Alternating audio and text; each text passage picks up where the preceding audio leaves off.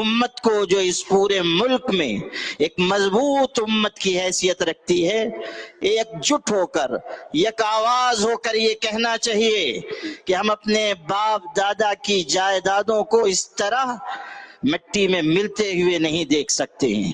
ہمیں پوری قوت سے یہ بات کہنی چاہیے کہ وقف جائیدادوں کی حفاظت ہمارا دینی اخلاقی فریضہ ہے، اور اگر حکومت اسے جرم قرار دیتی ہے تو ہم ہزار بار یہ جرم کرنے کے لیے تیار ہیں۔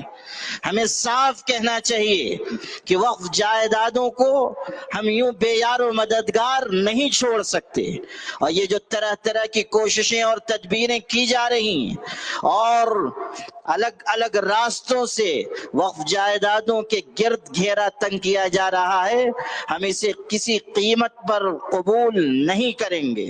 ہماری بہنوں کو بھی پوری قوت سے یہ بات کہنی چاہیے کہ وقف جائیداد کا معاملہ ہمارا مذہبی معاملہ ہے، ہمارا شرعی معاملہ ہے۔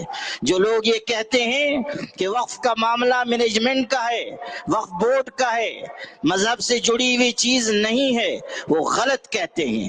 یا تو وہ لا علم ہے اور یا جان بوجھ کر لوگوں کو گمراہ کرنا چاہتے ہیں۔